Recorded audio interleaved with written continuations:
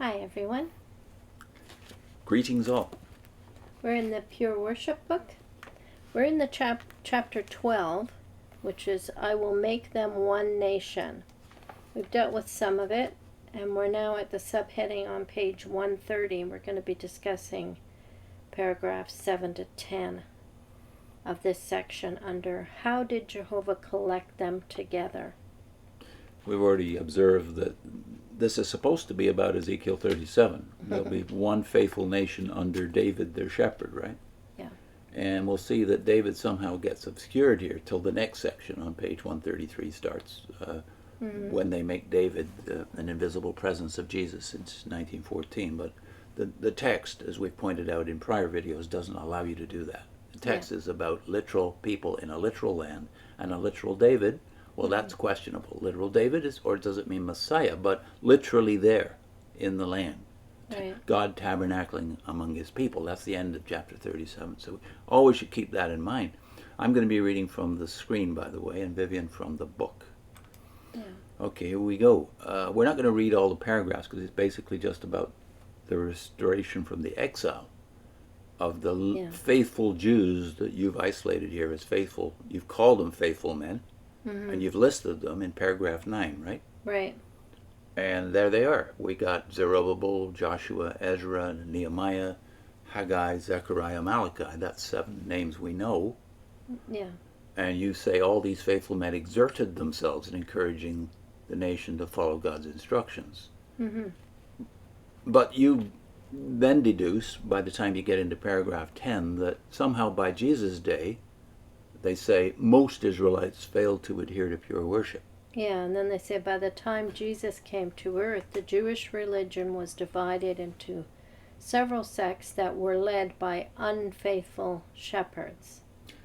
So they keep repeating the phrase pure worship, which they've done throughout this whole book. In the title of the book. But when you were talking about these men, they were faithful men. But that doesn't mean that all the people were faithful. I think. So does God abandon them because some of the people are not good? I think the idea you take away if you're a Jehovah's Witness by this repeated use of the word pure worship is that somehow they were better before and they were maybe somewhat better after the exile.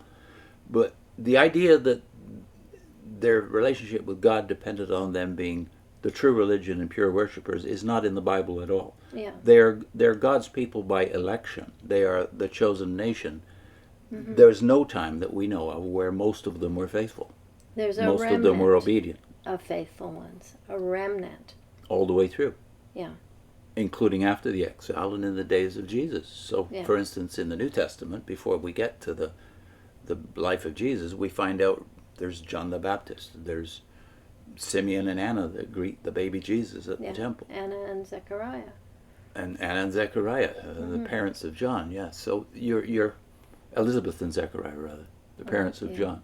And then you realize, well, Luke is setting it up that there is always a faithful remnant, which is, of course, Isaiah's principle. And we'll put in a link to that at the end, which is Isaiah 6 plainly says, there will be in it, that is this stump of the tree that has been cut down, there'll be in it a tenth. And that's just about right. We found that to be true even in the religion, the denominations that we've been part of, right, over the years. Yeah. There's and in the Watchtower. Of people who take it very seriously and give evidence of it in their lives, that they're taking it seriously. So the remnant principle is always there. You think of Elijah and him thinking at some point that he's alone, and then God saying, no, I've set apart 7,000 who have not bent the knee. So all the way through, God has been setting apart, electing a remnant according to grace. Paul picks up that idea in Romans 9 through 11. And if you don't think that way, if you think like a witness, that it's about them being a faithful nation, well, how faithful? How many does it take to make them a faithful nation? How many does it take to make them an unfaithful nation? You know, what is the percentage? And if that's true about them, and you have them cast off because most were unfaithful, what does that say about your confidence in the organization? how many have to be faithful? Before you're And how called many- faithful worshipers? Yeah, and how many have to be unfaithful before you're disqualified? And are you disqualified because somebody else is unfaithful? So if the majority are not faithful witnesses, does that mean God casts off Jehovah's Witnesses? Yeah, I know. Apparently. That makes Yeah. your situation rather, it should make you nervous. And especially now where people who have claimed they're Jehovah's Witnesses have been exposed and have all kinds of lawsuits are being put forward. They were calling themselves Jehovah's Witnesses. They were in the organization when they were found out. Yeah. So does that mean the whole organization is unfaithful then? Of course, we would say yes. But if you're a loyal Jehovah's Witness, you can't say yes because your salvation and your destiny depends upon your attachment to this group. Yeah, you are the ones that have said that it has to be a pure organization. It has to be a collective. Yeah. Because that's how you think of Israel, as unfaithful because the majority were unfaithful. It's an Yeah. unfaithful nation. Yeah. And then I would ask also the question of, after Jesus dies and is raised, why does Paul keep going to the synagogues to find people of faith? And he does find people of faith there who Yeah. become Christians. Like, why go there if they're just a bunch of unfaithful people? Like, and they're also attracting the Corneliuses. The synagogues are. The God-fearers, Gentiles who are going to the synagogue because they see something wonderful about this Yeah. religion. Yeah. So they're hearing scripture there. So how can you disqualify them when people are hearing scripture there? Yeah, that's right. And that's something you never would think of when you're a witness, which is it's not that individuals have a Bible. They go to the synagogue faithfully several times a week to hear the word of God. And To you hear call the them ways of you God. call them an unfaithful nation. Yeah. Yeah. And they faithfully did that, and they continue to do that. Yeah.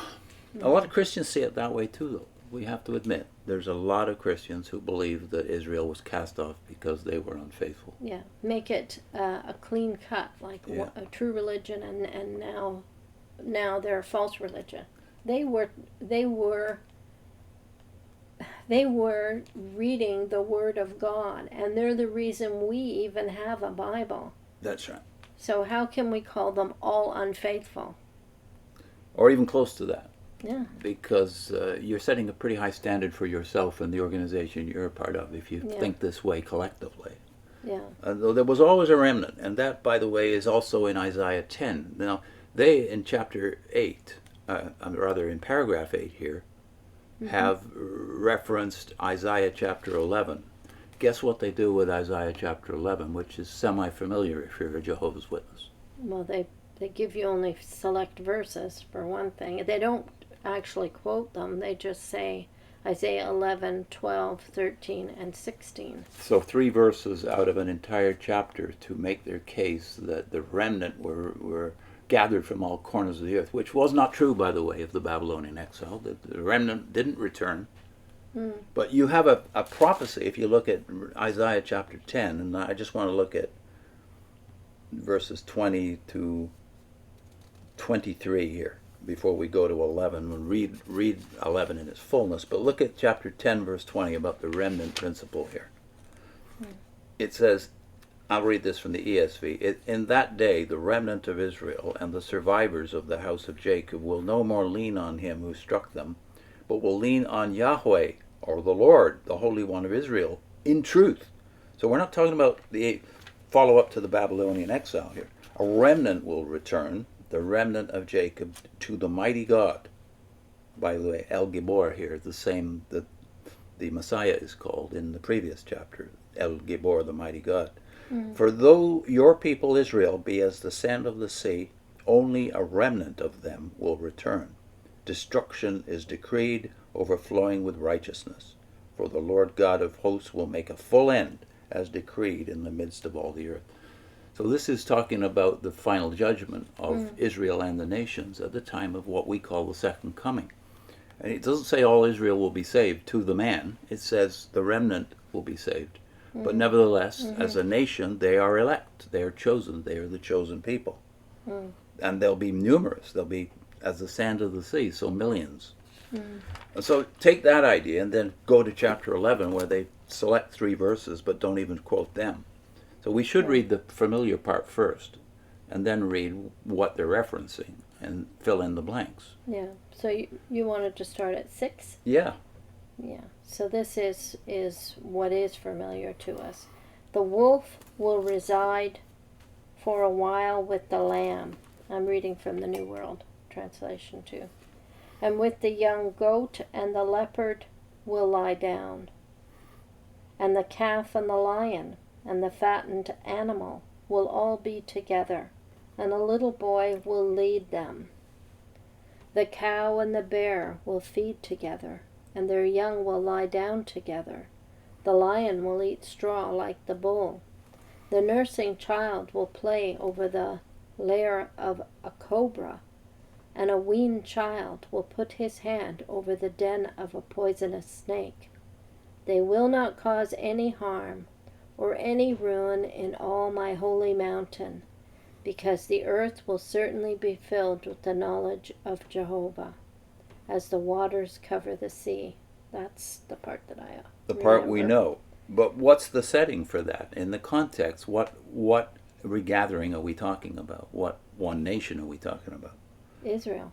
So we read on from there, and they reference 3 verses. And it talks about the holy mountain. Well, we know what that is referring to, and it's not governments. Yeah, it's funny that you miss that, even though it's often quoted in your publications. You miss the reference to the holy mountain here. Mm-hmm. Then you have more clear references in the next few verses, right? How does it read in the New World Translation from 10 onwards? In that day the root of Jesse will stand up as a signal for the peoples. To him the nations will turn for guidance, and his resting place will become glorious. In that day Jehovah will again offer his hand a second time to reclaim the remnant of his people who are left from Assyria, from Egypt, from Pathros, from Cush, from Elam, from Shinar, from Hamath, and from the islands of the sea. He will raise up a signal for the nations and gather the dispersed ones of Israel, and he will gather together the scattered ones of Judah from the 4 corners of the earth. The jealousy of Ephraim will be gone, and those who show hostility to Judah will be done away with. Ephraim will not be jealous of Judah, nor will Judah show hostility toward Ephraim. And they will swoop down on the slopes of the Philistines to the west. Together they will plunder the people of the east. They will thrust out their hand against Edom and Moab. The Ammonites will become their subjects. Jehovah will divide the gulf of the Egyptian sea and wave his hand over the river with his scorching breath. He will strike it in its 7 torrents, and he will cause people to walk across in their sandals. And there will be a highway out of Assyria for the remnant of his people who are left, as there was for Israel in the day he came out of the land of Egypt. So is there a reason they select only 3 verses and don't even quote them in their entirety? Just reference 1 or 2, like Assyria's reference here, right? Well, you see, the parts they quote, the only part they quote are these phrases. The dispersed ones of Israel, that's in a direct quote. The scattered ones of Judah from the 4 corners of the earth, out of Assyria. Those are the only phrases out of the whole thing that they quote. So what's missing? Well, obviously, as you said, even from the part we're familiar with, the Holy Mountain reference. Yeah. And what is this resting place where the root of Jesse, who's the root of Jesse, by the way? That's a mysterious way to think of somebody. Mm-hmm. The root of Jesse was also the son of Jesse. Does it remind you of a certain paradox that Christ threw at the Pharisees and the Sadducees? Yeah. Stand as a signal, and his resting place shall be glorious. Mm-hmm. What's his resting place? It's the place where he's going to make his house. Yeah. Ezekiel's very clear about Set up that his in the rest of kingdom. Ezekiel 37. And who are the nation that are going to be restored and regathered and reunited? The two sticks that are going to be brought together again in his hand, as Ezekiel says, right? Yeah. Who are the two nations? Well, they are Ephraim, the northern kingdom, and the southern kingdom, Judah. Yeah. And who are they going to make war with? Well, Edom, Moab, Ammon, Philistia, all their neighbors are mentioned. And then Egypt, which was one of their enemies from time immemorial. Mm-hmm. So all of these references are local references, and that's why you can't go to the text itself without problems appearing all over the place. Yeah. Yeah. So it's very obvious from this text as well as from Ezekiel 37, if you read it in the original, we're talking about one people here. And the root of Jesse and the David that's named are somehow connected. Mm-hmm. Their king, their earthly king, Yeah. is going to regather them. They're in his hand, Mm-hmm. reunited, right? Yeah.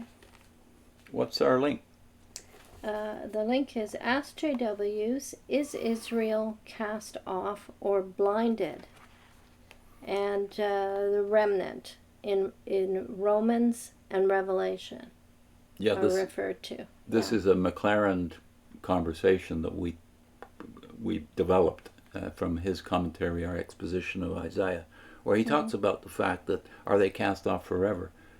McLaren doesn't make an issue of it in that particular exposition, but we did. So here's the video where we're talking about Isaiah 6 explicitly, where you have the remnant principle in it. In that chopped down tree, there is a faithful remnant, a tenth, as it says there. See what you think, because if you don't get this one, you don't understand why pure worship and true religion are not the biblical subjects. See you next time. Bye.